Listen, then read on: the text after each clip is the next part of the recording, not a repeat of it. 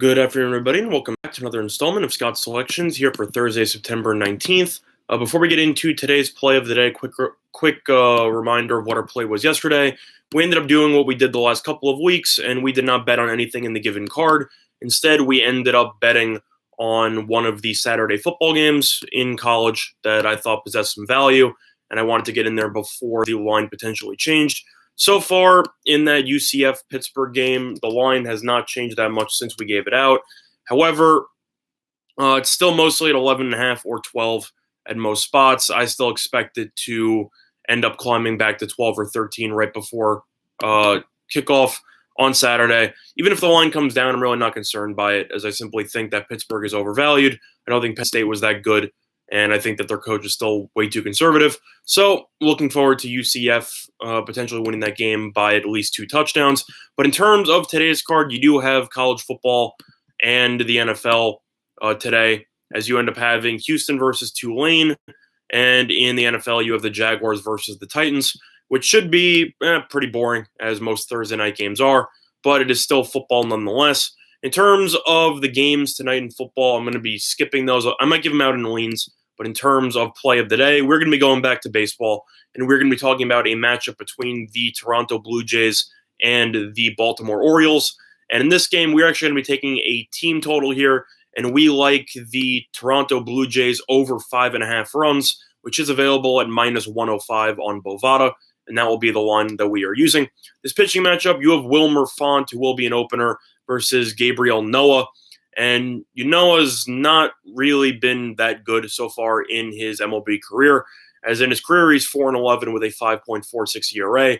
This season, he has been even worse, as he is 1-8 with a 5.74 ERA.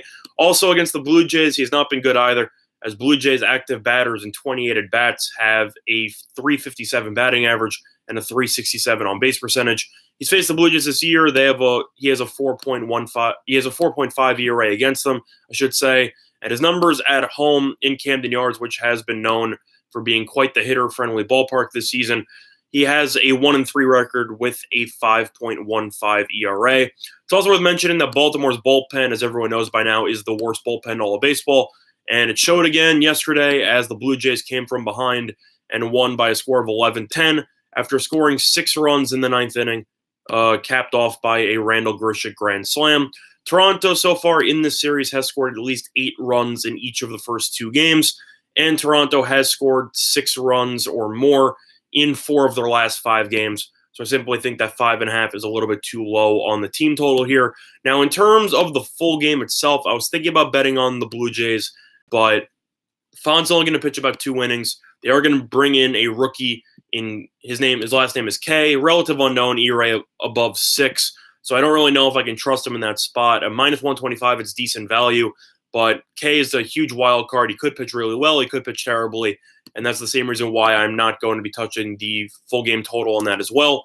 Because of the fact that K is a relative unknown, he could easily do well against Baltimore. He could not. I'm not going to bother. So instead of doing that, I figured I might as well try to bet on as sure of a thing as possible, which is the Orioles' anemic pitching staff, led by a guy who's 1-8, followed by a bullpen which has the worst ERA in all of baseball, and against a Toronto team that has been playing really well and has been hitting the ball extremely well lately. So for that reason, the play of the day will be on the Toronto Blue Jays, team total over 5.5, which is available at minus 105 on Bovada. Now, in terms of some of the leans today in the betting card, I'll start out with the NFL. I really don't know what to think of this game. I know that the total has dropped from 41 to 38, and I completely understand why, as Tennessee's play calling is relatively basic, and Jacksonville's offense, I think Minshew is definitely an upgrade from what they've had before, and they did show signs of life against the Texans, but that offensive line is still a concern for me. Minshew was sacked, I believe it was either 4 or 5 times against Houston. He was pressured pretty much the entire day. And I do respect the fact that Doug Marrone ended up trying to go for 2 for the win. I thought the play call was extremely basic, but excuse me there. But overall, I did like the play call, and I thought that it showed some signs of guts, even though it didn't work out. Meanwhile, Tennessee completely laid an egg against Indianapolis. They probably should have won the game, but they fell asleep at the wheel with Marcus Mariota at the helm, who was pretty much a game manager at this point, and I still think he's been a pretty underwhelming draft pick to be taken that early. But overall, in terms of this game, Tennessee's favored at -2. I'll lean to Tennessee, but I'm going to have to pass here. Jalen Ramsey wants a trade. I think he'll play tonight, so I don't think that's really going to matter. But based on what I saw last year, I'm still not sure if Jacksonville can stop Derrick Henry. Henry's completely torched Jacksonville during his entire career. And in terms of this game, I think it'll be a lower scoring game. I'll lean to the under. I know that the under's at 38, which is pretty low. I don't think either team's going to get to 20. I think this game will end somewhere in the realm of, I'd say 17-13, maybe 17-14, something like that. I think this game will be low scoring. I think Minshew has potential to be good, but I question how much growing pains he's going to go through in his first couple of weeks with pretty much no offensive line. I do think that him and Chalk have developed quite a chemistry. So if you want to look to a player prop, you could look towards DJ Chalk over in his receiving yards. But as a whole, I'm not really interested in touching this game. I don't plan on watching this game either. And I'm personally just going to skip it, as Thursday Night Football has become, I don't want to say a stain on the NFL, because I do like the premise, but you keep throwing out really bad teams. I don't really know why anyone would want to go out of their way to watch them. But in terms of college football, you have Tulane versus Houston. A lot of money coming in on Tulane here, as Tulane originally opened up at -3. They're up to -5. Totals been bet down from 59 to 57. Houston came in with a lot of hype this season, with King at quarterback, as well as Dana Holgorsen as the new head coach. However, not much has changed, as Houston has they have a 1-2 record.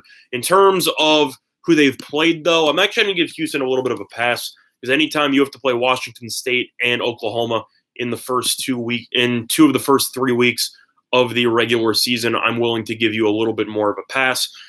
Do I think Tulane's a good team? Yeah, I think Tulane has promise. And even though they lost to Auburn, I did like the way the defense performed in that game for about 3 quarters. But in terms of this game itself, do I feel comfortable laying 5 with Tulane? Not really. Do I think the total should have been bet down this much? Probably not. In terms of where I'd lean to the over 57 here. Tulane's defense is pretty solid, but Tulane scored 42 points or more in 2 of their 3 games, with the 1 game they didn't, coming against Auburn, which has one of the best defensive fronts in all of college football. Houston, on the other hand, their offense has struggled a little bit, but they have scored at least 24 points in all 3 of their games, including 31 points or more in 2 of their 3 games. So for me, they should have had more against Washington State. They only had 24, but they had a couple of touchdowns called back on holdings. So as long as they can keep penalties under control, I'll lean to the over, as Houston's giving up roughly 500 yards of total offense per game. Do I think it'll be a close game? I think it'll be pretty close. I think King should be able to use his dual threat ability and to extend plays and to cause some chaos with Tulane's defense. As a whole, I think Tulane should win. I think Tulane's the better team. But overall, I'll lean to the over 57. I understand why money's coming in on the under, but in college football, it's always dangerous to follow the under. And with King at quarterback, as well as McMillan as quarterback for Tulane, 2 dual-threat quarterbacks who I think could easily move the chains by themselves. Plus, Houston likes to play at an up-tempo pace. Tulane's completely content with playing an up-tempo style of pace. I think you should see a decent amount of possessions, and I will lean to the over 57 in that one for a little sprinkle. But quick question from Memon. First of all, yeah, welcome. I recognize you are new. Thanks for joining us with the live stream. Can I recap the leans each day and not just the play of the day? Yeah, I can do that. I did do that in the past, but I was afraid of the videos getting a little bit longer. So in terms of the leans, I have to try to remember what some of the leans were. I know I recommended the Mets on the -1.5. They ended up winning by 4 runs. So that was a nice winner. In terms of the other leans, let me actually just look through the card real quick. I recommended the under in the Yankees and Angels game. That also won, as the final score was 3-2. What else did I give out? I recommended the under in. Did I recommend the under in the Diamondbacks game, or was that the other day? I'm trying to remember, but either or, I know I definitely recommended the. I think I recommended the Dodgers. Also, that ended up canceling out. Actually, they ended up losing in extra innings, but the pitcher who was listed as a starter, Gonsolin, ended up not even starting. So that bet ended up getting ended up getting canceled out. But in terms of the main plays that we had, we ended up winning on the Mets -1.5, and we ended up winning on the Yankees and Angels under 10, as that ended up totaling 5 runs. So as far as I remember, I believe we went 2-0 on the leans. If you want to correct me, then you can, but the Dodgers game got canceled out because of the pitching change. So I believe we went 2-0 yesterday on the leans, but if you want to comment on below, I'm not trying to, falsify my record or anything, as I don't even take a record on the leans, but I'm pretty sure we ended up going 2-0 in the leans for yesterday. So, Memon, welcome to the show, and I hope to see you many times in the future. But in terms of the play of the day, it will be on the Toronto Blue Jays team total over 5.5, which is available at -105 on Bovada. Before we conclude today's video, quick reminder of sponsor PointsBet. All in Sportsbook in New Jersey, a couple of great deals for you. Up to 2 risk-free bets up to $1,000. So if you end up betting on any sports and end up losing, you simply get your money back, which is a great promotion which more sportsbooks would use. Also, to quickly look at the baseball card, I will lean to the first 5 under in the Indians and the Tigers game. Daniel Norris has struggled so far this season, but he has actually been decent since the All-Star break with a sub-4 ERA. Meanwhile, Clevinger has been absolutely flawless since the All-Star break, as he has a 9-1 record with a sub-3 ERA. He's been great. The over-under is at 4.5 in the first 5. I'll lean to the under, especially after a 2-1 game in extra innings. Both offenses pretty much fell asleep. I'll lean to the under in that one. And other than that, I will also lean to – what would I lean to? I'm going to lean to the Cardinals here with Flaherty versus Hendricks. I know the Cubs are favored because they're in a must-win situation, whatever that means. But they just lost 2 out of 3 to the Reds, with the last one coming in extra innings. Cardinals have been the best team in the NL Central for the last month or so. And I think the Cubs, without Baez, are in the midst of falling apart. Yes, they beat the Pirates and they swept them and they scored 50-something runs. Congratulations. The Pirates are in the middle of getting swept by Seattle. I don't think that really means anything.